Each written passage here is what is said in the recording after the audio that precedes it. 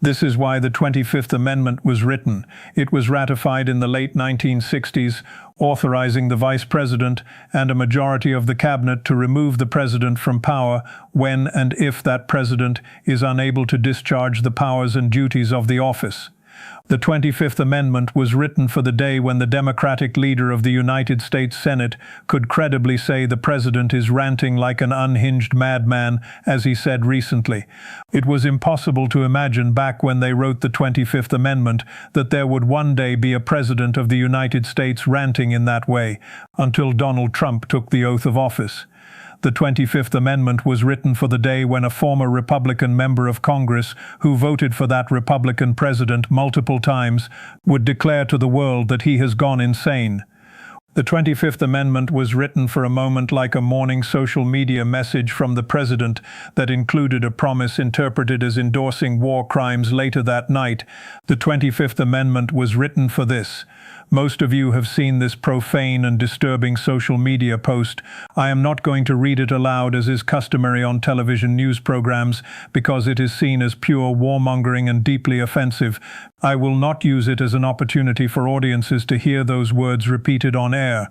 I will not read that message aloud because it is beneath dignity, and that is not a phrase used lightly. And we should all be deeply concerned about living in a country where the dignity of commentators on television is treated as higher than the dignity of the President of the United States. But that is where things stand. To supporters of Donald Trump, this is what has become of your position. This is what some think a holiday message is meant to represent. And when I say Trump supporters, I mean those who still support him.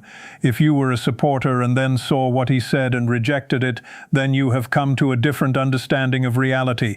One consistent voter who has broken with Donald Trump over various controversies, including disputes surrounding sensitive disclosures, a former Republican member of Congress, has recently expressed strong criticism of him.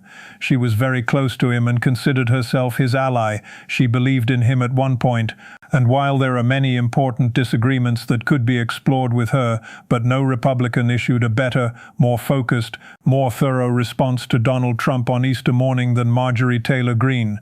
She raised every issue Republicans claim to care about, especially those who present themselves as Christians. Marjorie Taylor Greene wrote that on Easter morning this is what the president posted. She said everyone in his administration who claims to be Christian should fall on their knees and ask God for forgiveness and stop worshipping the president while intervening in what she described as his madness. She said she knows them and him, and that he has gone insane, and they are all complicit. She said the president is not a Christian, and that his words and actions should not be supported by Christians. She urged Christians in the administration to pursue peace and to push the president toward peace instead of escalating conflict that is harming people. She said this is not what was promised to the American people when they voted in 2024, and that this is not making America great again, but something far darker. She repeated that this is evil, saying again that he has gone insane and that he is not a Christian. She said there has never been any real evidence that Donald Trump is a Christian in any meaningful sense, and that there is nothing religious about him. She said he never goes to church and did not attend church on Easter. She added there has never been any sign that he understands the teachings of Jesus or concepts like turning the other cheek. She then referred to a White House announcement describing a major military rescue operation involving 155 aircraft and hundreds of personnel to save a colonel who ejected from the back seat of an F-15 that had been shot down. She said the Iranians had proven Donald Trump wrong after he claimed they lacked air defenses and could not do such a thing, and that they had shot down aircraft in the incident. She said the pilot was rescued within hours, while another severely injured colonel had to evade capture for 48 hours before being located and extracted in a high-risk mission without further losses. She added that 2 rescue aircraft worth around $100 million each were lost and had to be destroyed during withdrawal. She said that later at the White House this rescue operation was praised by the Secretary of Defense and by military leadership. Dan Kane, the chairman of the Joint Chiefs of Staff, reiterated a long-standing American military principle of never leaving anyone behind. We leave no man behind. That is the traditional phrasing from an earlier era when only men were considered to be flying combat missions. General Dan Kane, the chairman of the Joint Chiefs of Staff, put it more simply: we leave no one behind. He understands, unlike Pete Hegseth, that the person in danger could be a woman today or in the future. But this modern idea that we never leave anyone behind overlooks history, including the 120,000 prisoners of war held by German and Japanese forces during World War II, who were effectively left behind for years. It also ignores how in past wars such operations were far less immediate or even possible. The idea of deploying 155 aircraft and hundreds of military personnel in an instant rescue mission for a single individual of any rank would have been unthinkable in World War II or even in Vietnam. In Vietnam, for example, we left John McCain behind after his plane was shot down over North Vietnam.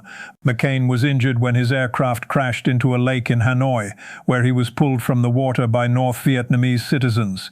His mission was a combat operation, and he would go on to spend 5 years in a prison camp where he was repeatedly tortured. Years later, in Donald Trump's first month as a political candidate, he attacked John McCain publicly. When reminded that McCain was a war hero, Trump said he was not a war hero, repeating that he preferred people who were not captured. That moment became infamous, with Trump saying he liked people who were not captured, a remark heard by those who would later face combat situations of their own. Trump supporters heard him say that about McCain years ago and still went on to support him, and Marjorie Taylor Greene also supported him at that time. Now Marjorie Taylor Greene says he has gone insane. As I mentioned earlier in a discussion with former Harvard Medical School psychiatrist Dr. Lance Dodds about Trump's mental health, concerns about his grasp of reality, and patterns of repeated dangerous falsehoods were raised as early as 2017. At that time, it was argued that persistent lying and distortion of reality could indicate serious psychological disturbance and an inability to maintain a stable grasp on facts, effectively reshaping reality to suit internal needs. That assessment was made years ago. But now, years later, Marjorie Taylor Greene believes Donald Trump is insane, and she says she has finally seen enough.